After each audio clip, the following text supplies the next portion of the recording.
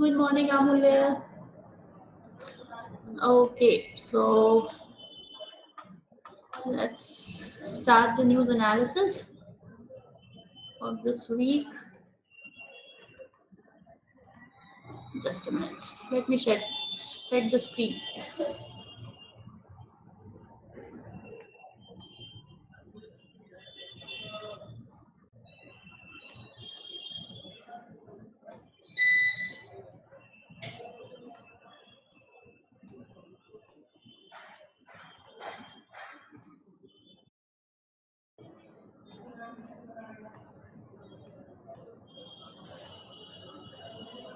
Okay, so the first article that I have shared with you on your screen is regarding what ties that epitomize India's neighborhood first policy. Now, the article has mentioned about what India's neighborhood policies. So what we need to do here is that we should know what is India's neighborhood policy, what are the challenges in the India's neighborhood policy. That means if India has opted for India being, for India, it's going to be their neighbors first, then what are the challenges in that? So, see, if you see India's neighborhood is has a very complex structure. Why? When I'm saying that India's neighborhood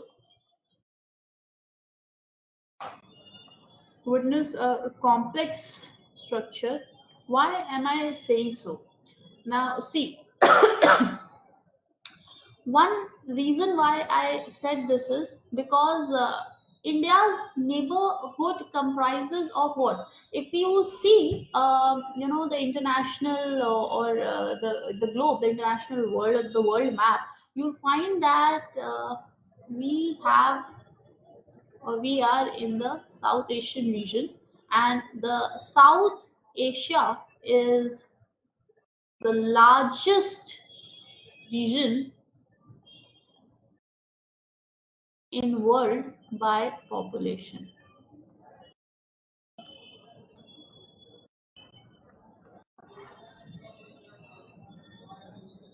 Fine. Other than that, when we have or we have this region with largest population, what are the issues? Now, when we are having, just a second.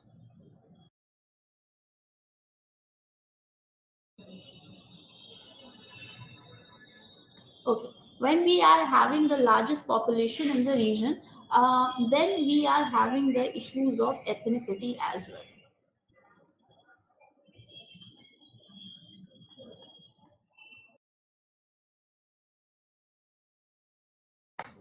Fine. Now, other than ethnicity, we are facing the issues of what? Unsettled and unscientific boundaries.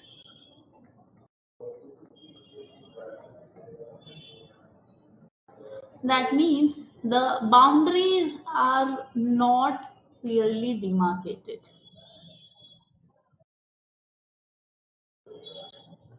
Fine. So probably these are one reason, two, second reason, third reason. These three reasons are contributing towards what, or telling us about India's challenges that lies with the neighborhood. Other than that, we are facing the issue of what, a lot of geopolitical competition.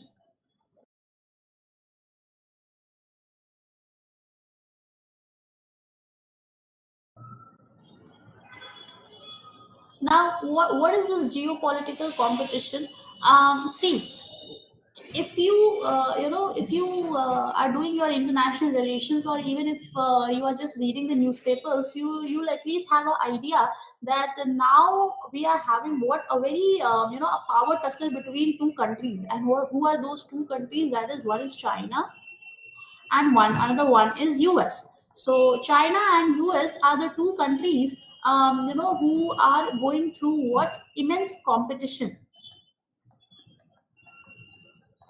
So since China is the part of the South Asian region, so China again, China has its own place.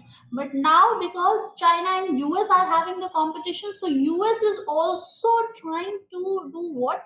Influence its or influence or make an influence in the region by its presence.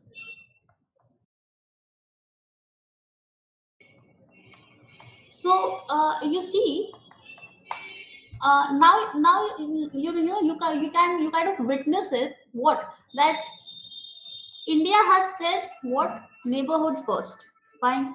Now, when neighborhood first, who are our neighbors? They are basically the countries from South Asian regions. Now, these countries from the South Asian regions comprises of the largest population of the world. Then, when there is a lot of population in the world, the next thing that we are facing the issue is issue of ethnicity. Then, at the same time, we are facing the issue of unsettled and unscientific boundaries. That means there is no clear demarcation. Other than that, we are also having an influence with respect to what? Because of the geopolitical competition. Why geopolitical competition? Because in this region you are going to feel the presence of US as well. Why? Because both the countries, that is your China and US, are having a stiff competition with each other. So because of this, they'll be facing the issues of what? Geopolitical tensions. So again, India is facing the issue of geopolitical competition, and because of geopolitical competition, there are tensions. Other than that, you can also say that since the population is large, ethnicity is there, we can again say that there is what? Diversity in the region.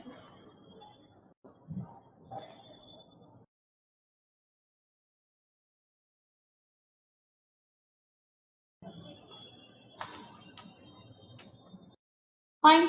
Other than that, if you see the majority of the population, or if you see this South Asian region is in a stage of development. That means the regions are not developed. So when I say that they are in the stage of development, I mean to say that you can say they have very low social development,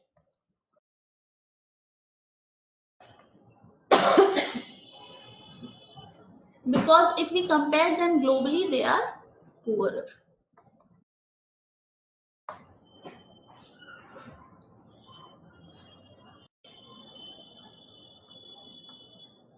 Fine. Okay. Now the point is that these are all challenges that India is going to witness because of its neighborhood. Fine. Now, in past, and even if you have done your international relations, or even if you have studied one relation with any of the countries, you will find that India has always been said that India possesses a big brother attitude towards its neighbor.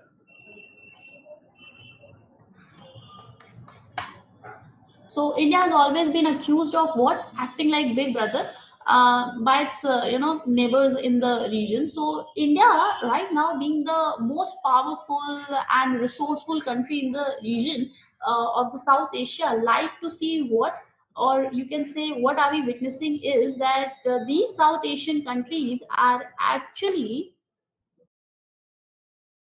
backward with respect to their regional development.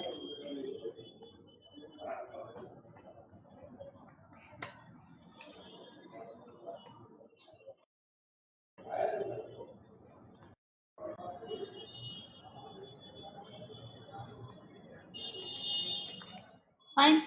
Okay. Now, what since we are talking about India's relation with its neighborhood, then we need to see what are what have been the events that have occurred in the past with India with its neighborhoods. So one of the challenges that India has witnessed is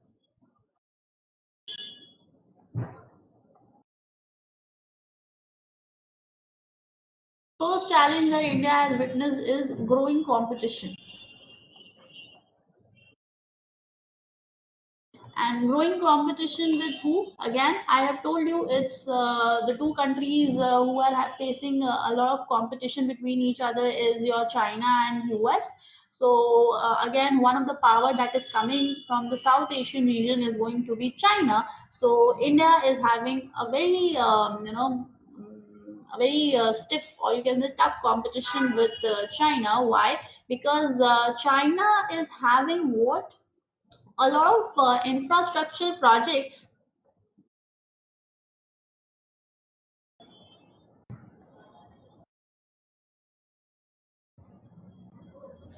in India. And who? What are those infrastructure projects? First is your string of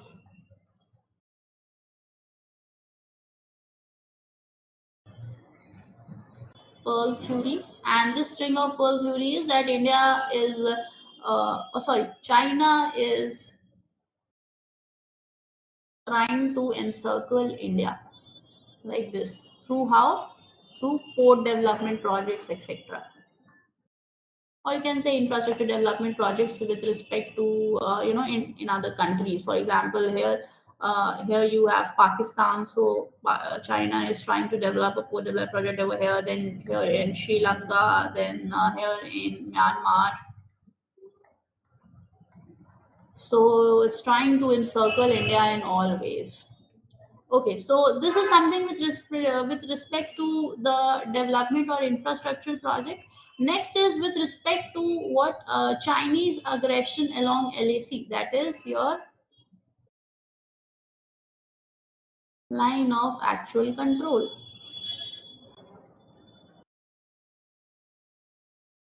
And this LAC is doing what? This is posing the possibility of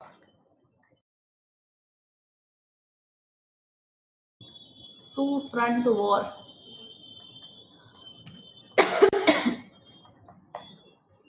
Fine.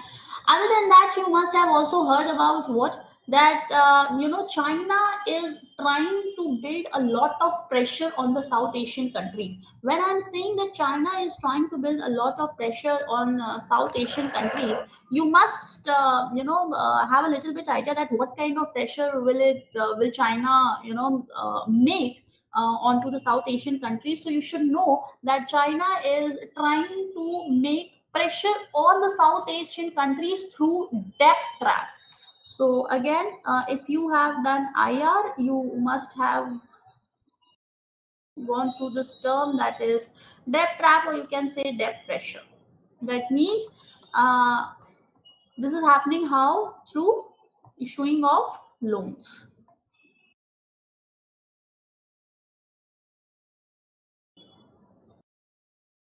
Okay, so and it is not with respect to what should I say? This debt pressure is not only because China wants to make any investment in kind of infrastructure projects that are going on the South Asian countries, but China is doing what? China is playing a double game, and what is that double game? It is trying to put debt pressure on the countries, and is trying to provide them with partial debt waiver also. That means partial debt waiver, and to which countries? It is to Maldives and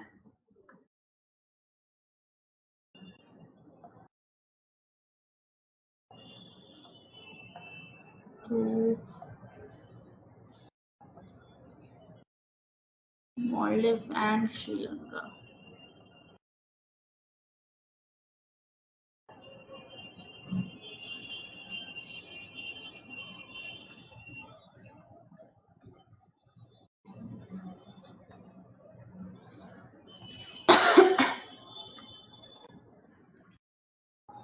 Okay, now again, if you're having a little bit of idea, you must be knowing that at border front also we are fighting continuously with China for the regions that China have been claiming. For example, there are certain territorial claims that have been made by China with respect to the regions of India and China. For example, China has claimed certain parts of the regions of Ladakh and Arunachal Pradesh as its territory.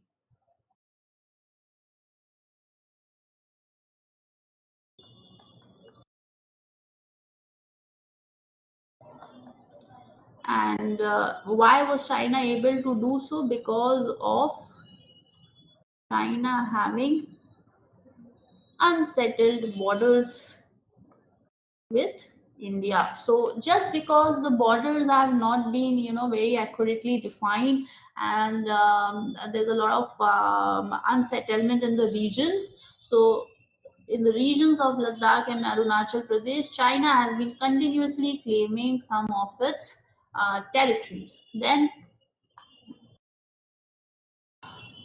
China has annexed near about 150 hectares of land where along the Nepal border. And if you have done IR, then you must be knowing that which border area I'm talking about. It is the border area along the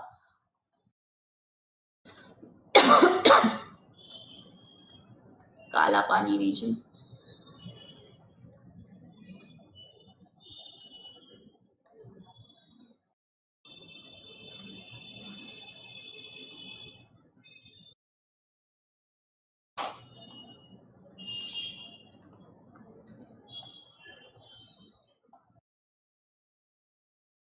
Along the Kalapani region, then its political map.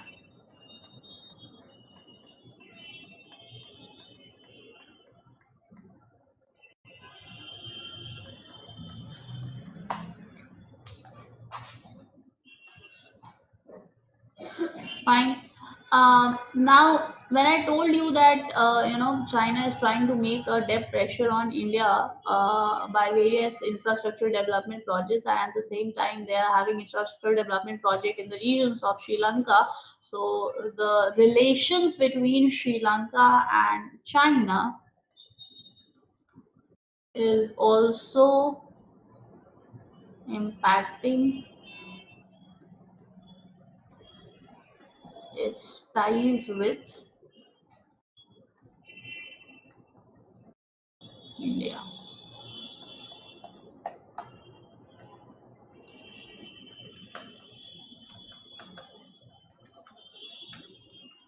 Fine. Okay. Now, again, the point is that India is not that weak if we look at it. So, if India knows that China is trying to make a pressure on India, or if China is trying to encircle India and wants to have a very close look on what India is doing, so why isn't our country or the government doing anything in order to counter China? So what has been India's contribution or India's fight towards China? So what does mean India's response?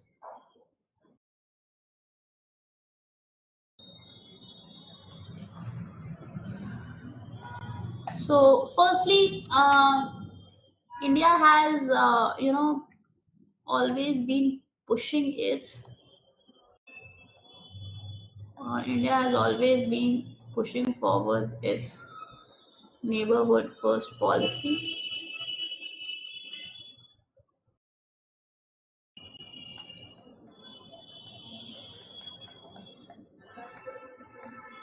So first this, and also India has came with Sagar strategy. Now, what is Sagar strategy? So India has said what security and growth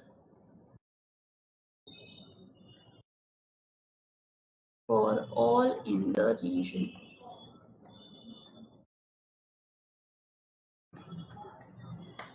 Fine. So I have discussed neighborhood with you, and if whenever you will be doing your IR thing, you will be doing neighborhood again, neighborhood first policy. So I'll skip towards what infrastructure development India has done towards countering China. So at infrastructure level, what India has done. So India has completed the rail line project with Bangladesh. What are those projects? These are rail line projects. Rail lines with Bangladesh, with Nepal. Then we have river line projects. Then we have ferry services. And these ferry services have been provided by, or you can say in collaboration with India and Maldives, to the Maldives, because Maldives is close to India. So Maldives ferry services, rail lines with Bangladesh, Nepal, riverine projects again with Maldives, and also some other services in Indian Ocean region. Fine.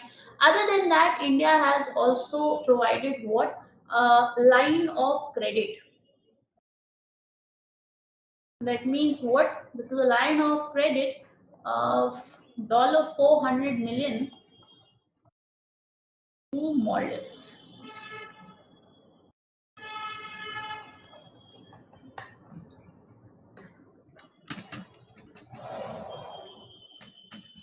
Fine. Now, India has also, see, we have this. What shall I say? We have this Ministry of External Affairs with us, right? So when we are talking about Ministry of External Affairs, all those people who have been recruited as IFS, that for Indian Foreign Services, that means those diplomats are there. So when we are having, this huge diplomat section, that means how are we, diplomatically handle we are going to diplomatically handle our relations with other countries. That means how are we channelizing our diplomacy, try and understand that infrastructure we have done, then policy making is also there, strategies are also there, then what about our own diplomatic system? That means how we are going to use our diplomacy to bring change or impact in our relationships with our neighborhood or other countries. So next thing that I'm going to discuss with you is India's diplomacy, or you can say what diplomatic efforts we have made. So just a minute. Okay.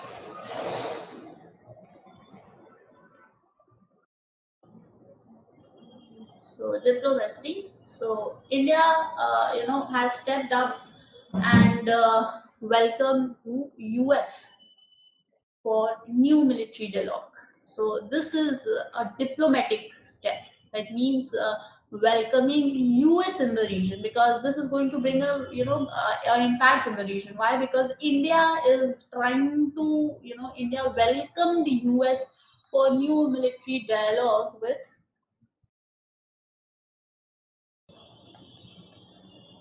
Maldives.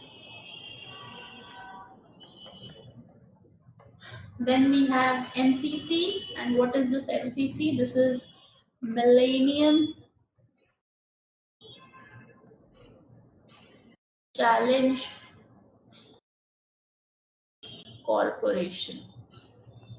Now, what is Millennium Challenge Corporation? So, this is an innovative and independent what? US Foreign Assistance Agency, which is helping the fight against global poverty.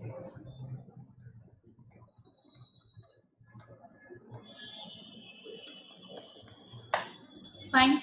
So, one way was bringing in US. What other? So India has also stepped up in collaboration with Quad security dialogue. Other than that, if you are active with your current affairs, you must be also knowing about Malabar naval exercise.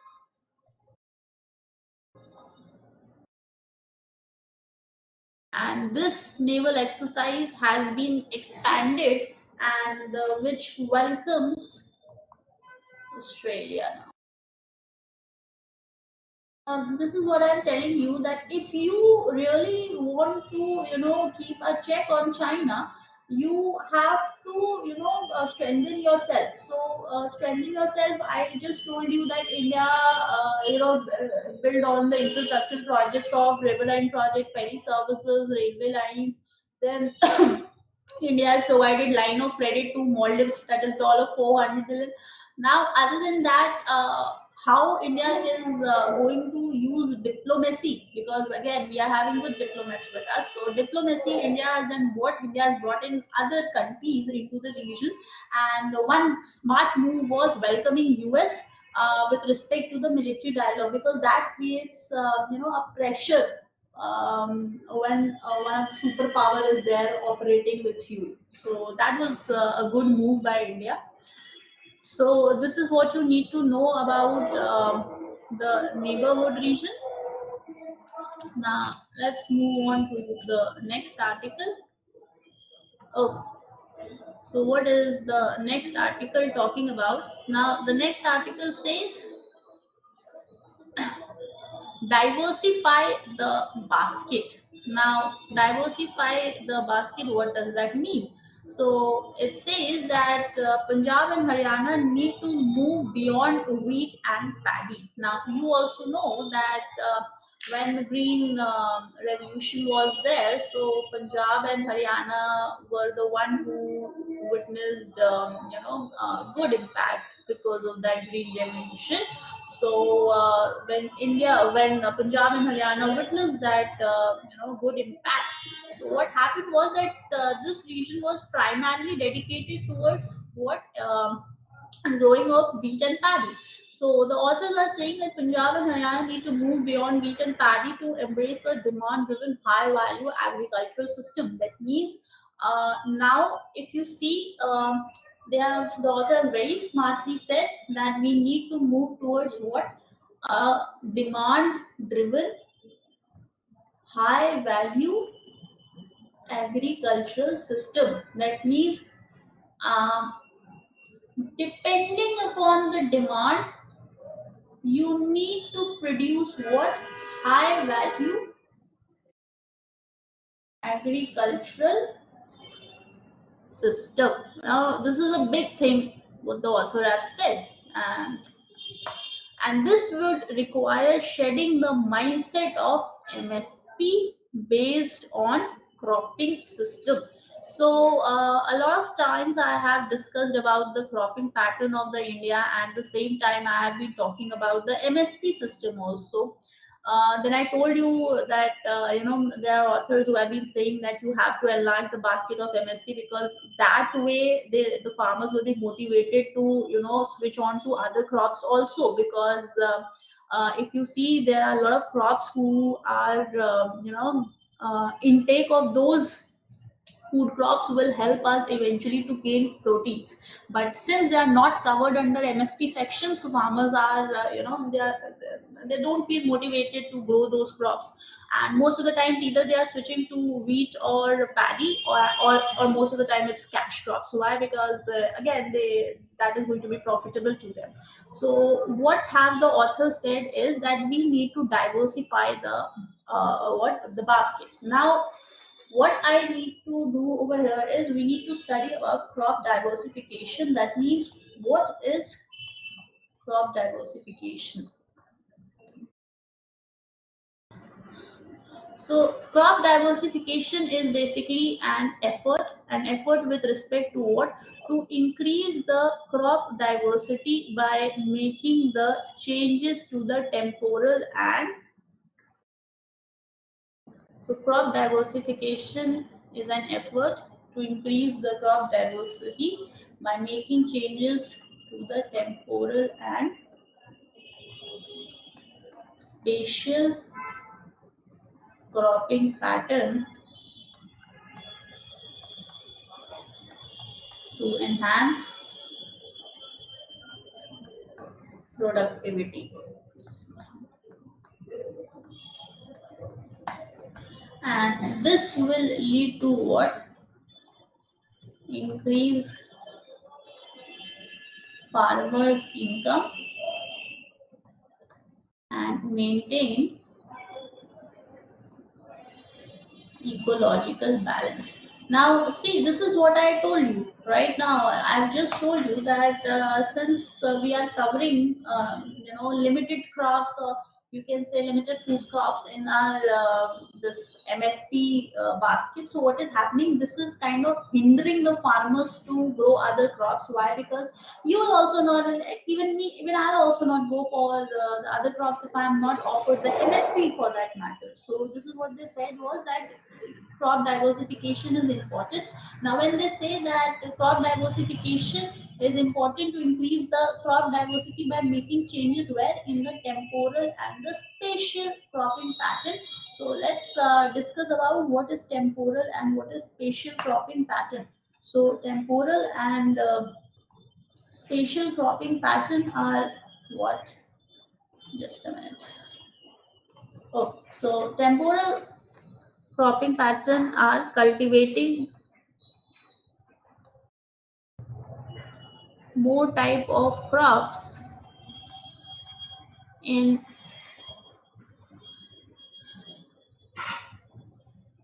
consecutive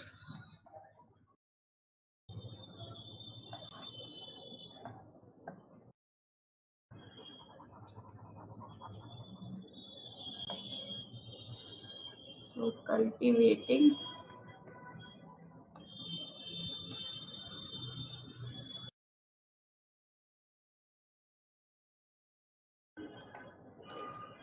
in consecutive growing seasons, and this is referred as crop rotation.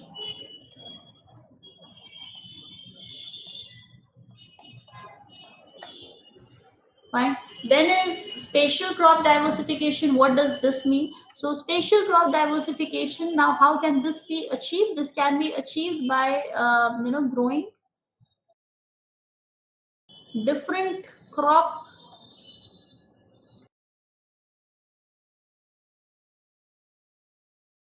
different crops in different configurations.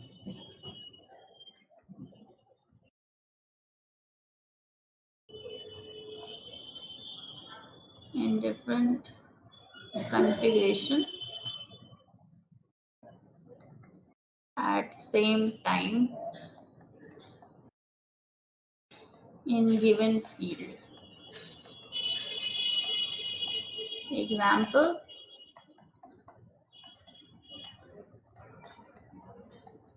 intercropping and mixed cropping.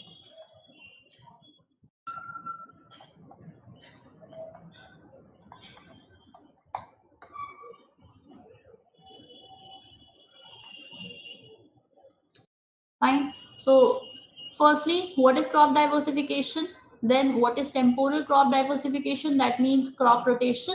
And what is spatial crop diversification? That is intercropping and mixed cropping.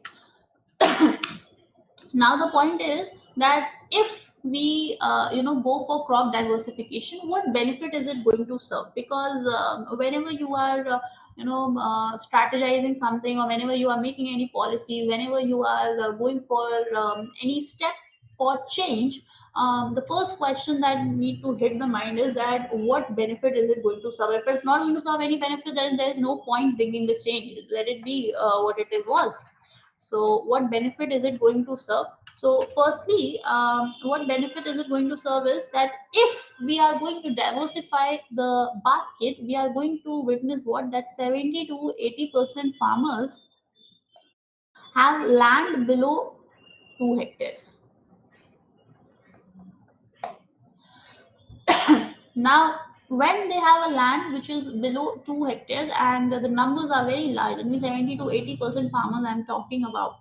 So, what is going to happen is now to overcome this, what we can do is we can diversify our cropping patterns with high value crops. And what are those? We can bring in fruits, we can bring in vegetables,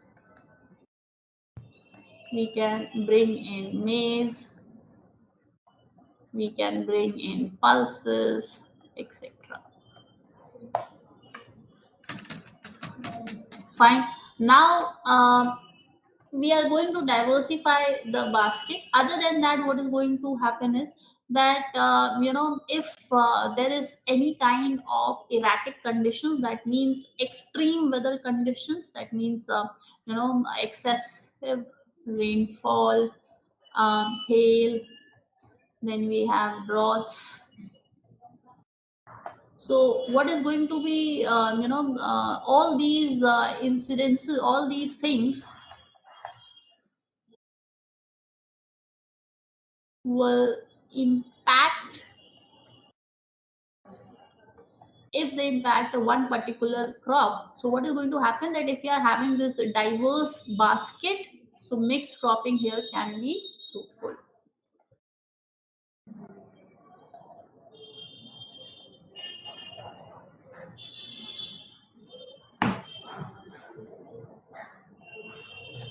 Fine. Okay. Other than that, if we are shifting from the conventional pattern, that means the wheat and paddy pattern. What is going to happen is now there will be employment generation also.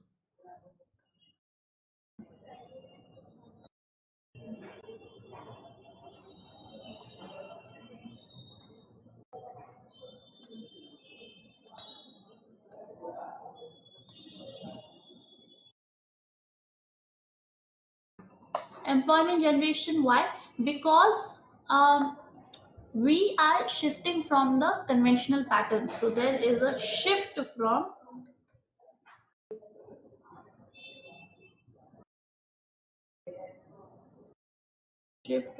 conventional crops. And what are those conventional crops? The conventional crops are your paddy and wheat. And these paddy and if you're going for other crops also, so what is going to happen? Now you need people who have skills for those crops. So this is going to bring in opportunities, and these opportunities will be available when, see, now we are going to bring in maize, we are going to bring in fruits, we are going to bring in vegetables. So what is going to happen is that these are going to bring opportunities with respect to what now, opportunities for the people under, or you can say during the off season. Fine. Okay. uh, Now if you are doing your environmental section also, or if you have a little bit idea with respect to agriculture and environment, if we keep on growing different crops, what is going to happen is that rotation of those crops tend to bring in or increase the soil fertility.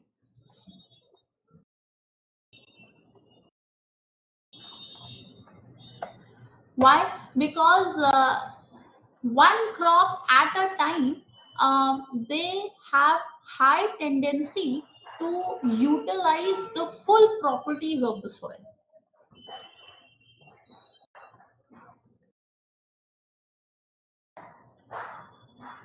Now, if I have said this, I have not said it for the sake of saying it.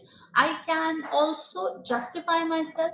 How will I justify myself? Now, see, when you grow cereals, now these cereals use a great deal of nitrates. So now just look at this. When you are growing cereals, they are using nitrates more. When you are growing cabbage, they tend to use more of sulfates. And if you grow the crops who are the root crops, these root crops tend to use phosphates. So now if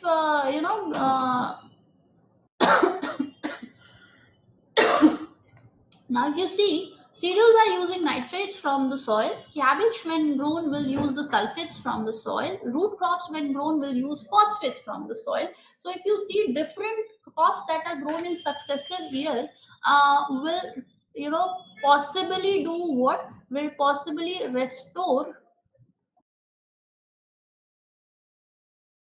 all elements which one crop uses while the next crop is going to be planted.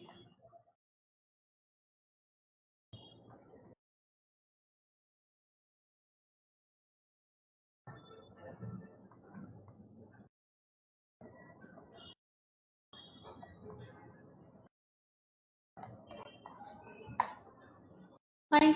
Okay. So I have discussed the employment generation. I have discussed the risk factors. I have discussed the opportunity section.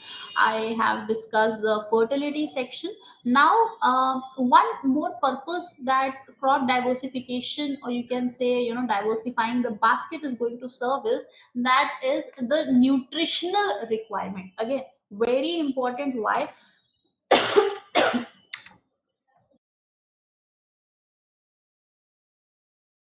Because it will provide you what? With nutritional security. Now see, what is going to happen is that there has been a shift in consumption pattern towards more protein based foods such as pulses, milk, egg, fish, meat, etc. And because of this, it has led to what? Demand supply mismatch. And this has brought in what? Nutritional insecurity. Why? Because if you see, the production of the agriculture basket is not much more towards protein. So for proteins, what have people been doing? They have been shifting towards pulses, milk, egg, fish, meat. But for how long are you going to rely on them? For that you require diversification of your basket, and that is the reason the diversification towards cultivation of other crops and livestock would address what? The micronutrient deficiencies,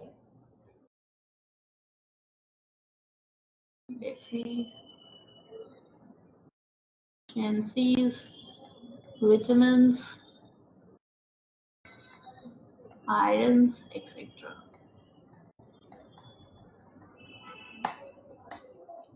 Fine.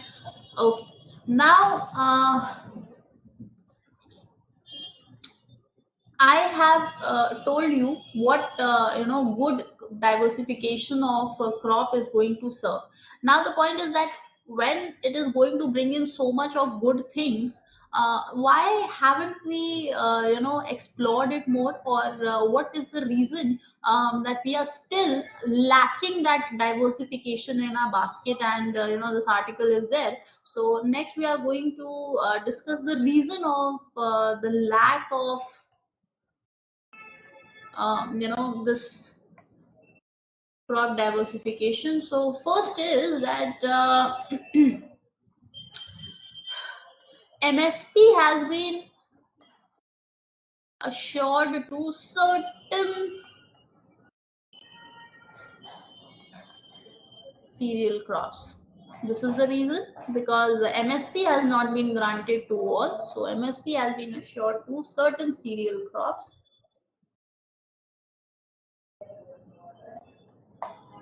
Then we have inadequate irrigation facilities.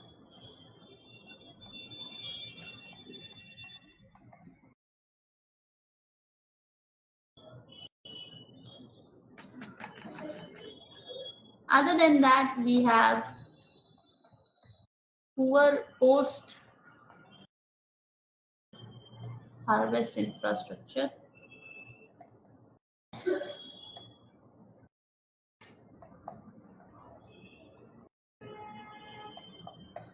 Now, what does that mean? For example, once the harvesting is done, now those crops which have been harvested, they have to be stored somewhere, right? Those storage facilities are still an issue for us to be resolved. Why? Because the cold chain facilities are short, and connectivity is an issue.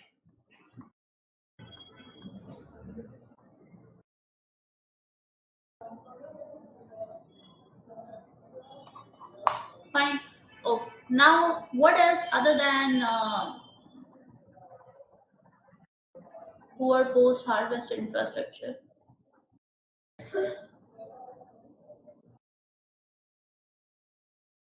Other than that, we have what?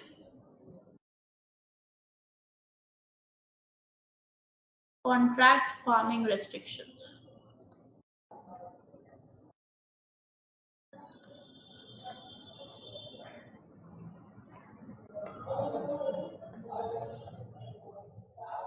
So contract farming restriction is what? That means we are having what? Very rigid contractual laws,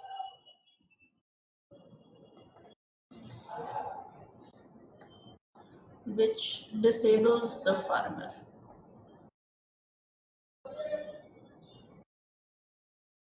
And this kind of does what? This avoids market risk in shifting to high value crops. Fine. Okay. Next thing that what we have witnessed is fragmentation of land.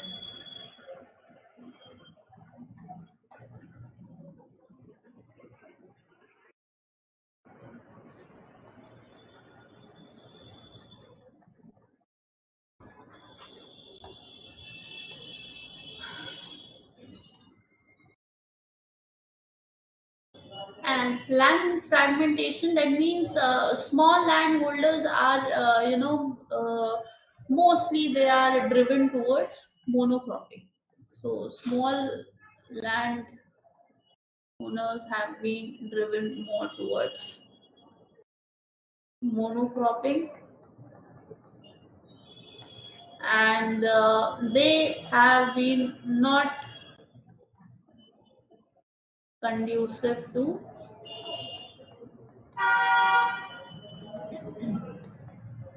intercropping and mixed cropping.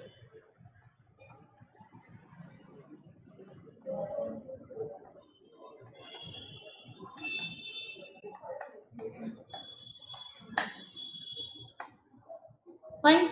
Okay. Now the point is that what could be done if we know, these are the reasons. That's why we are lacking in this crop diversification. What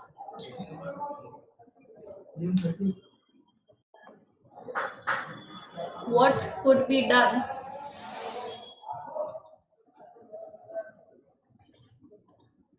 to increase this diversification in the basket? So firstly, what can be done is that we can rationalize MSP policies.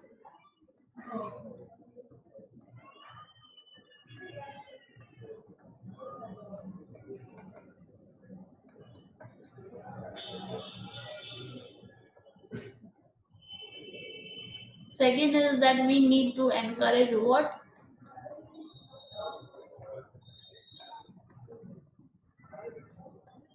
Encourage contract farming. Third is what?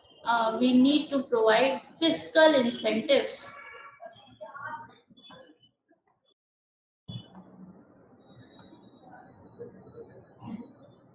Fiscal incentives for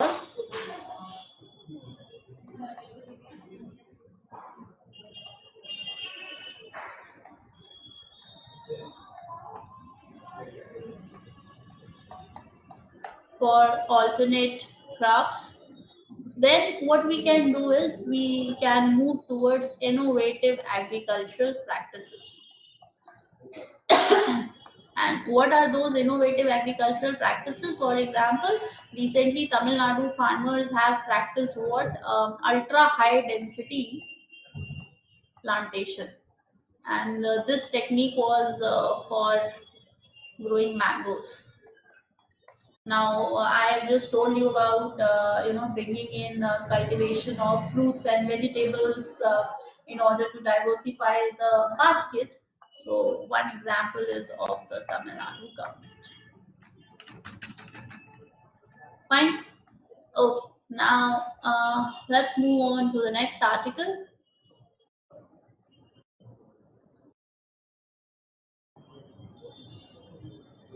Okay. So, the next article is turning bauxite residue into resources.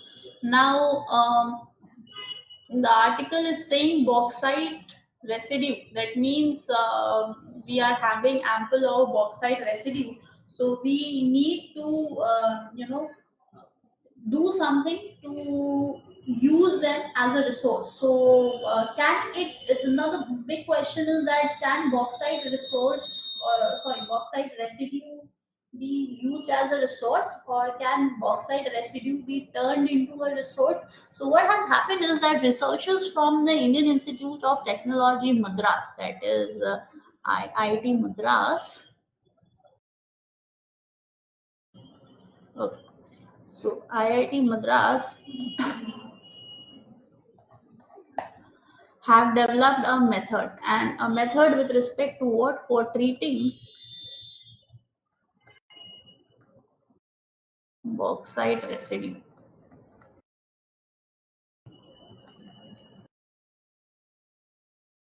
To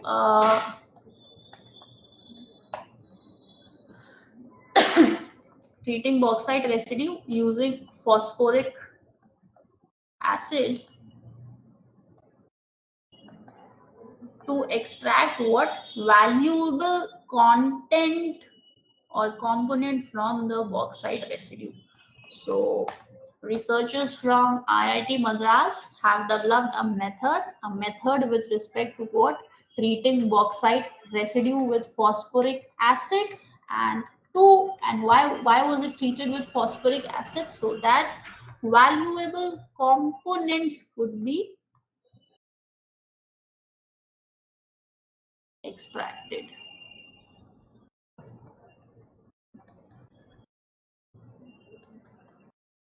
Fine. Okay. Now the point is, first we should know about bauxite. What is a bauxite? And we have heard about bauxite, but this article then becomes very important with respect to GS paper 3 or science and tech section, and of course with respect to the prelims, that you should know what is bauxite. So bauxite, the properties and information about bauxite is that bauxite is a sedimentary rock,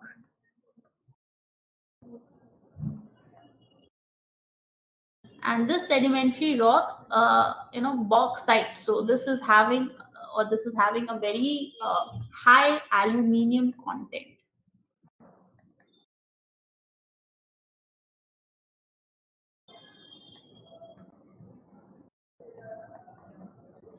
So sedimentary rock with high aluminium content.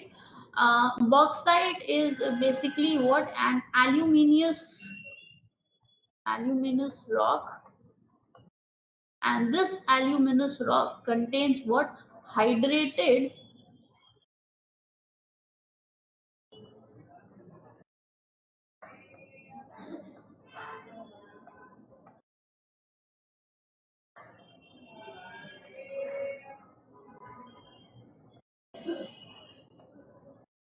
hydrated aluminium oxide as main constituent. So aluminium oxide is the main constituent of aluminous rock, and other than the main constituent, there are minor constituents also present. And one of those minor constituents, then you have minor constituents as iron oxide, you have silica, you have titanium or titanium. Now, when I told you that it's a sedimentary rock, so the point is that how is this rock, or how was this rock formed, and how did bauxite occur? So bauxite basically,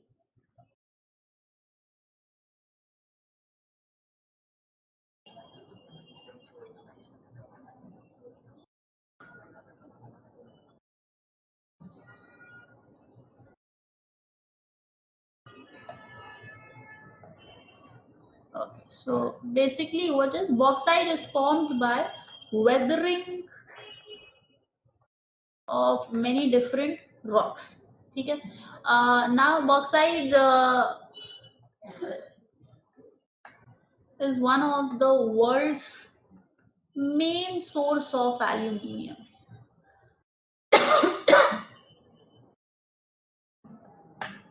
Now, where is this global production of, you can say that what is the contribution of India towards the production of bauxite? So, India is India, or you can say not ranking. I would say that India is accounting for 6% of global production of bauxite. That means 6% of production is done by India of what? Bauxite. And the largest producer of bauxite being the Australia, China, and Brazil. Now, if you people, all those people who are from science background, they must be knowing the method of extraction of this bauxite. That means the during the processing of bauxite to alumina, what happens is, or and what is the name of that process? Just a minute.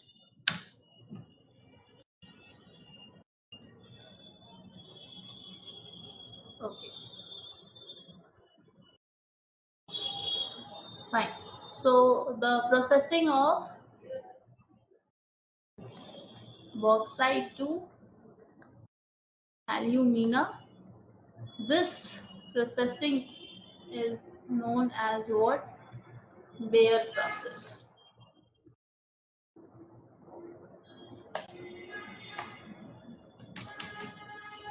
Fine. Okay. Now, when I this article is talking actually about what the residue of bauxite. So, what is that residue of all about? So, when the research opened, so it talked or it has actually said what that the current research opens up the possibility of what disposing the bauxite residue and recovering of valuable materials from the residue. So, cement industry uses 2 to 3% of bauxite residue. Now, see the bauxite residue that we were not taking seriously, that is being used by the cement industry, about 2 to 3%. So, there it could be used. Now, bauxite residue contains some very toxic heavy metals,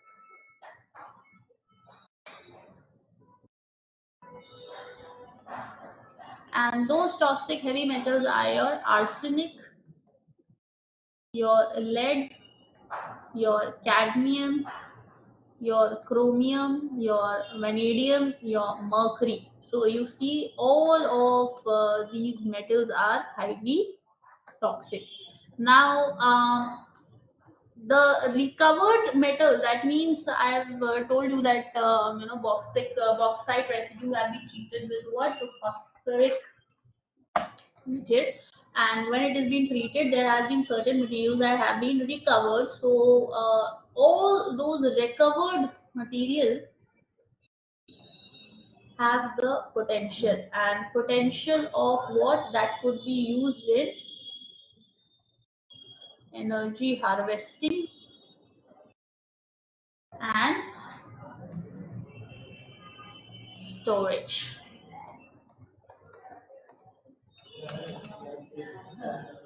Fine. Now, this was with respect to the bauxite residue research. That means the research that have been conducted. Now, the point is that what is the potential of this residue? That means the bauxite residue that has been found. What is the potential of this residue? So, firstly, materials that have been recovered from this residue, bauxite residue, has high tendency with respect to what they have high tendency with respect to your dielectric properties. Dielectric properties, what does that mean? That means they could be, that means the metals that have been recovered from the bauxite residue, those materials can be used in to form the electronic components such as capacitors, insulators, and semiconductors. Fine. Now, these dielectric properties of the material, I have just told you that they have a huge potential of energy harvesting and storage. That means they could be beneficial towards energy storage. Fine. Other than that,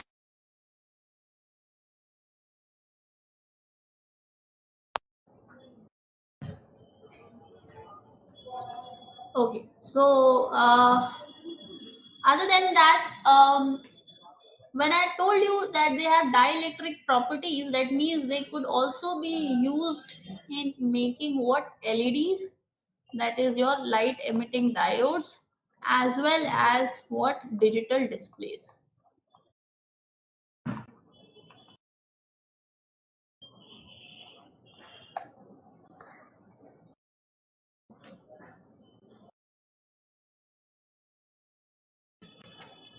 Fine. Okay.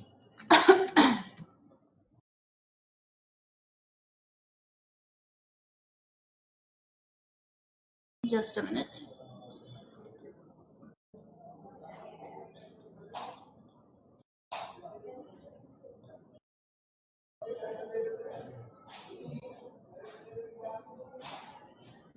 Fine. Now, this was with respect to bauxite. Now, let's move on to the next article.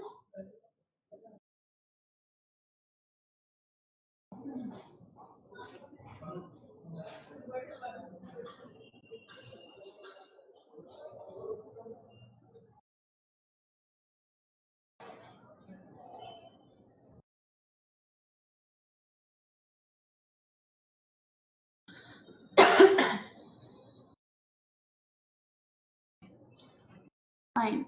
Let's move on to the next article.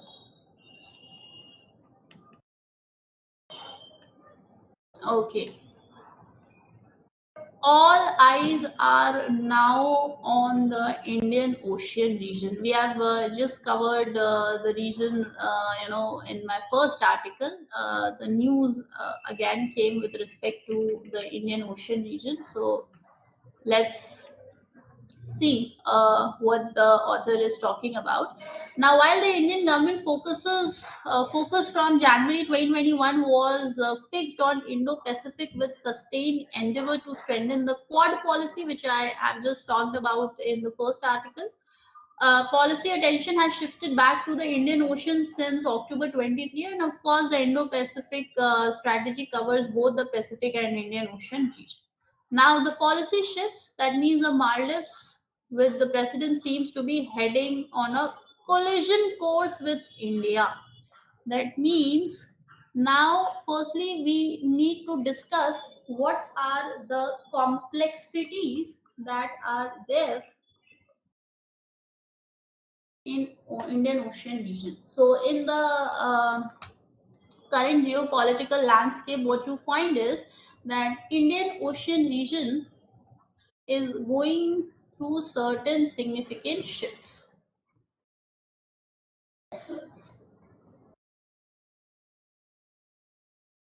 And what are those significant shifts? First is with Maldives. So let's see what's brewing with Maldives and India. So Maldives is gravitating towards, right now when I just covered the first article, I've told you that China is exerting a lot of influence in the South Asian countries, and China has given a line of credit to Maldives that is $400. So again, owing to that article, we can say that Maldives is somewhere or other gravitating towards China. That means Maldives is trying to maintain good or closer ties with China. So again, if Maldives is making closer ties towards China, so that relation with India will get affected. Second is with respect to Sri Lanka. Now, what is happening with Sri Lanka? So, Sri Lanka has, the location of the Sri Lanka is very strategic with respect to India. So, Indian security is very sensitive in that way. Why? Because Sri Lanka might put restrictions on our or restriction on the foreign ships.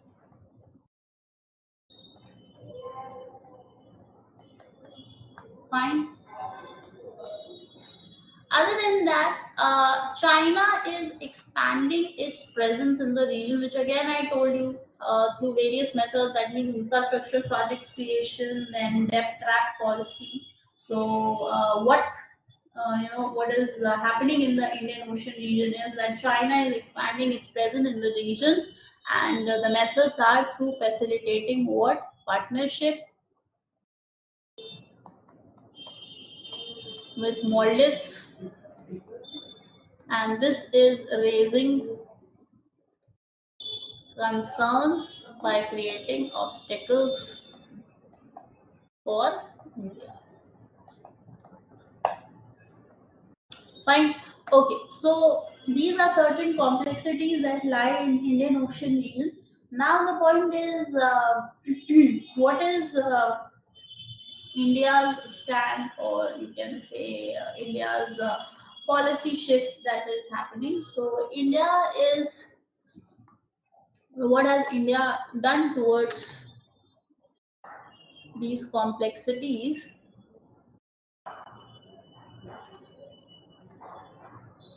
Oh,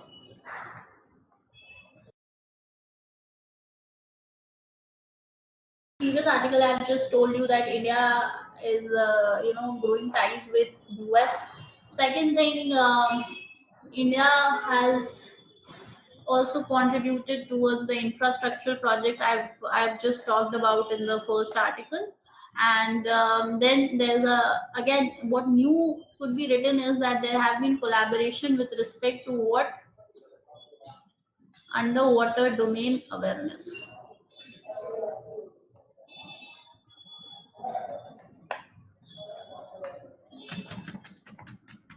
Fine. Okay, so this we have done. Now, what this is something which we know India has also done. So there is no point discussing much about it. The point is that what next that could be done. What are the options for India? So, firstly, what could be done is that India must communicate what to the strategic allies. Now, this could be done. Strategic allies, and should place what greater emphasis on the Indian Ocean region. Other than that, what could be done is that India must allocate what financial resources.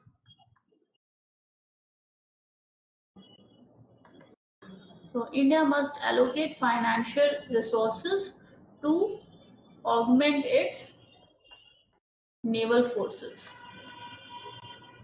And what will happen by doing this? This will build the India's naval capacity and also enhance the combating skills.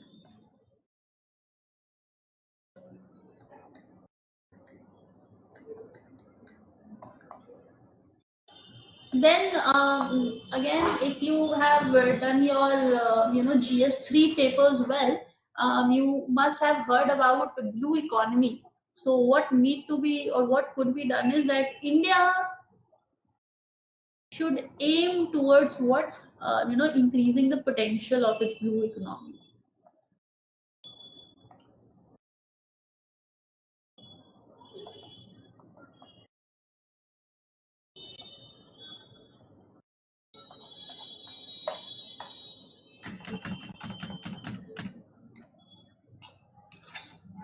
Okay, so this is something which could be done with respect to Indian Ocean region. Now, the next article that has, that is in your screens, this article talks about what violence, excuse me, violence, homelessness, and women's mental health. So, again, violence, homelessness, and women's mental health. That means all the three terms have been connected. So for all those people who are having sociology optional, this article becomes relevant there, and also with psychology optional, this article becomes relevant over there also. Now this news article has been shedding light on what violence, homelessness, and both these things are leading to what or costing women's mental health. That means violence, homelessness, and mental health has costing women. Now, uh, the point is that if you know that this form of violence, homelessness has, is actually, worsening your mental health, then why not moving on to the remedial solutions? So, first, we will do what are the challenges that we witness. Firstly, what we witness is cultural barriers. That means we are so much culturally inclined that we have lost our sensitivity. Sensitivity, sorry. In the name of culture, we inflict pain on the person, and that leads to what, or that costs your mental health. Other than that, we have a lot of social stigma. That means if a person is you need to understand this, that a person as normal as you, as a person as normal as me, can also refer to a psychologist, and there is no facade over it. But when the society comes to know this, that you are referring to a psychologist, that means there could be work pressure also, there could be a lot of stress, and nowadays when students are facing so much of competition, so there is absolutely no fault in referring to a psychologist. So when you're referring to a psychologist, then that becomes a social stigma in the society. Why? Because they refer it as what, pagal ho chuka hai. So that stigma has also costed a lot of mental health, because a person might need a little bit of counseling, and he or she could have been okay, but the social stigma has created what, isolation. Again, when I say isolation, also that means somewhere or other awareness is also lacking. So awareness is not there, and also the healthcare infrastructure is inadequate.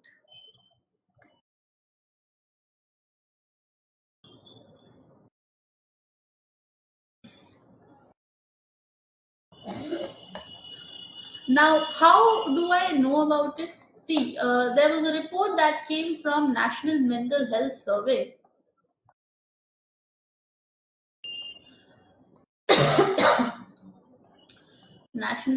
Mental Health Survey, that is NMHS, in 2015 and 16, and this found what, that 80% of those who were suffering from mental disorder,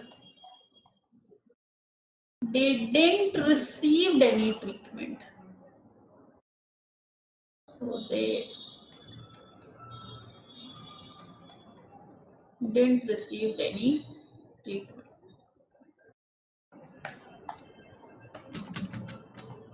Fine. Okay. Now, since we are preparing it from the perspective of the exam, the point is that now we know the issue, and when the article is coming there in the newspaper, that means somewhere or other, the administrators are also knowing it. Now they are the one who are framing the policies with the legislative section. Now the point is that when we all know about it, what is the effort of the government towards mental health? So let's talk about what has government done, or what has government did towards mental health.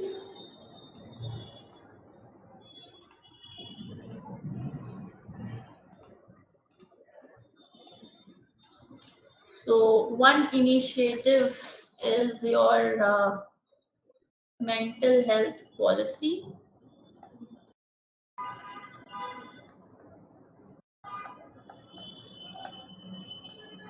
Mental health policy. So this mental health policy does what? This has made universal access to mental health care.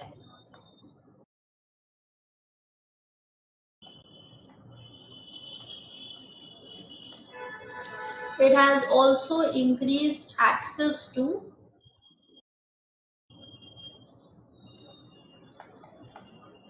mental health services for vulnerable groups.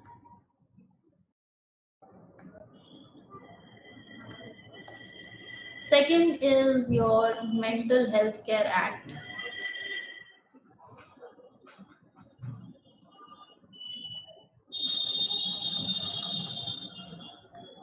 Now, Mental Health Care Act 2017 has provided a legal framework,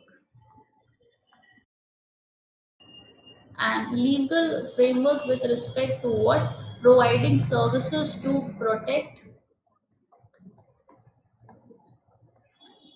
promote, and fulfill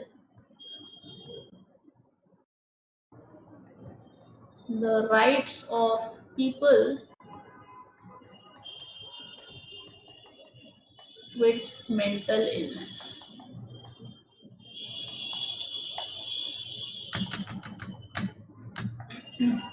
Then you have Kiran Helpline.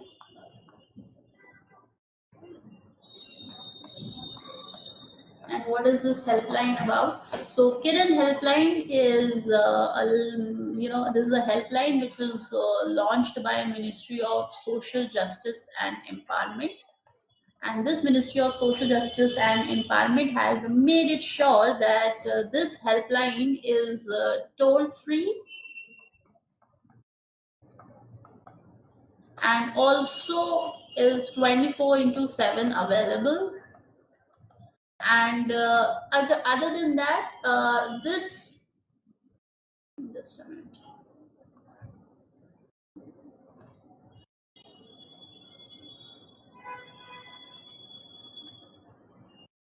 Okay. Other than that, toll free and 24 into 7 available. It has also got the responsibility to provide support to people who are facing anxiety, stress, depression, and suicidal thoughts. Fine.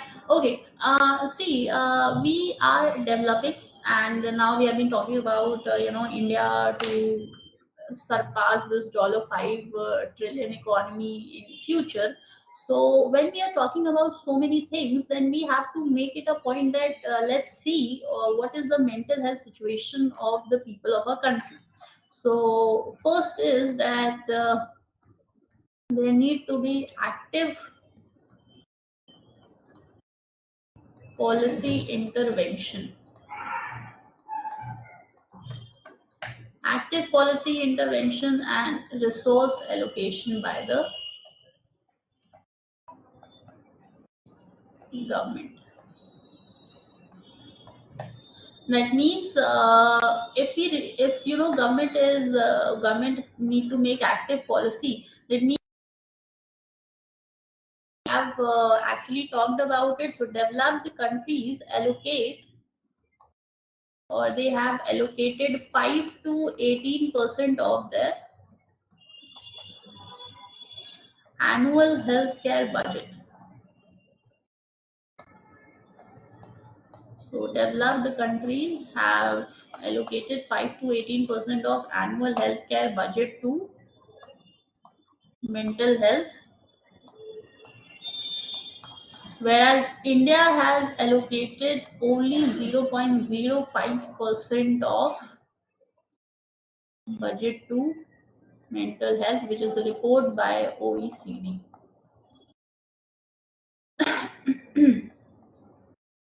Fine.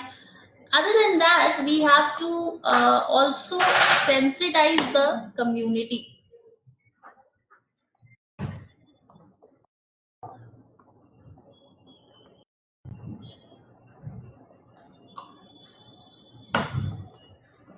Sensitize the community with respect to what? The social stigma that carries with mental health.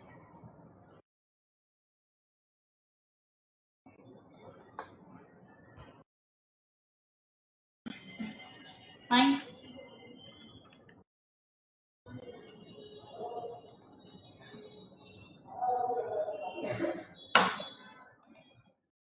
Okay. Let's move on to the next article.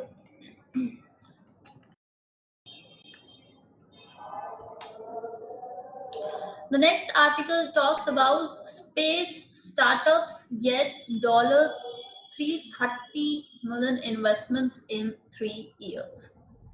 Okay,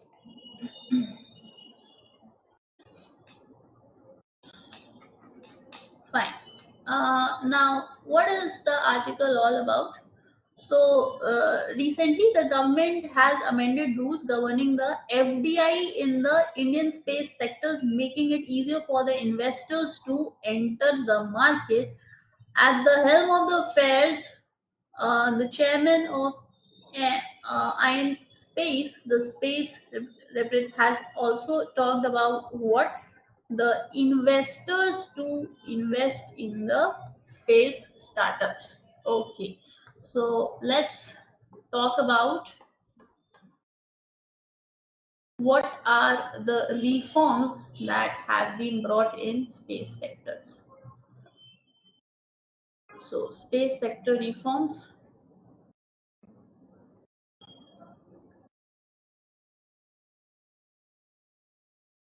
Now, what are space sector reforms?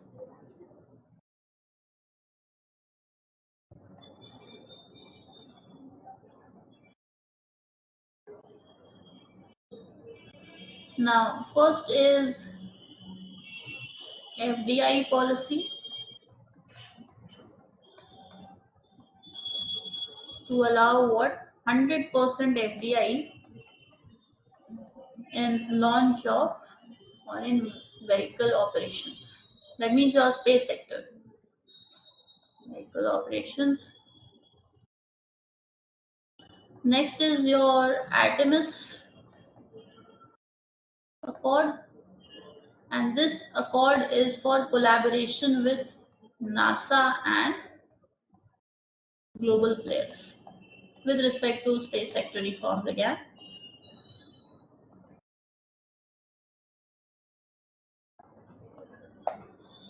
Another one is your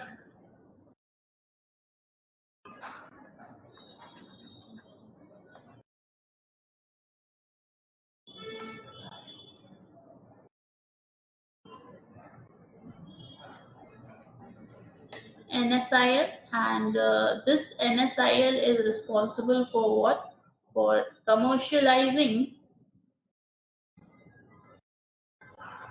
space technologies.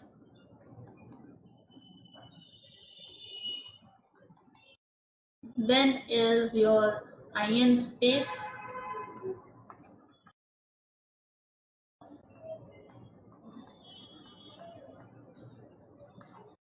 and this iron space is with respect to what? Single window clearance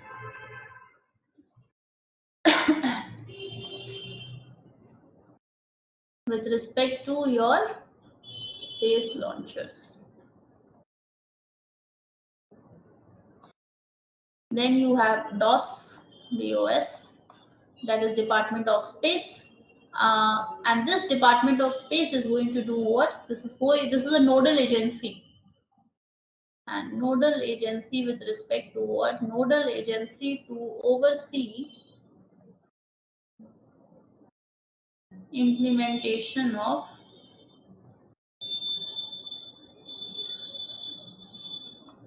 space policy. Okay. Now, these space sector reforms that have been brought in, what is the intent of the government, or what is the intent of India? So basically what's happening is that India intends to expand its what? Global space economic contribution. And when India intends to increase its global space economic contribution, that means somewhere or other India has been doing some contribution. So what was that contribution, and what is the intention of the government now? So initially what India was doing was that India was contributing nearly less than 2% towards the space economic contribution. Now what India is targeting is that somewhere close to 9% by 2030 is our benchmark. So that is what we have been thinking about. That means to contribute towards what? Global space economic contribution. That means close to 9%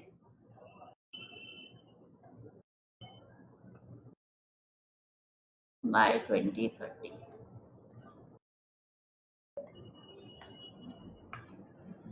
Fine.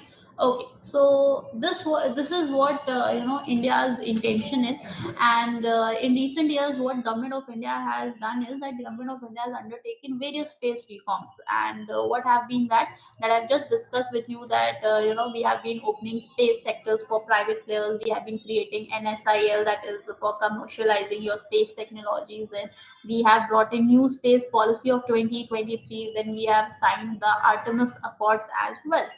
So this is something what India has done towards commercializing or bringing in more contribution with respect to the space sector. Okay. uh, then the point is that if we are doing so much, what purpose is it going to serve? So firstly, see, this is going to attract a lot of investment, because I have just now told you that FDI has been allowed up to 100%. So in vehicle operation, so again investment is going to increase. Now when the investments are going to increase, this is certainly going to boost the innovation capacity also. And when innovation is there, then ultimately the economic potential of the private players with respect to the space sector is going to get influenced. That means more space satellite data imagery imageries will be generated, more technologies will be coming in. So ultimately what is going to happen is somewhere or other this is going to you can say make more parties interested in the space ecosystem. So there will be more focus and energy towards research and development in the space sectors. Okay, so this much for today. Anything you didn't understood? Any doubt? At least have a little bit idea. That's it. You know. Okay. Thank you so much, Amulya, and happy Holi. Okay. Thank you.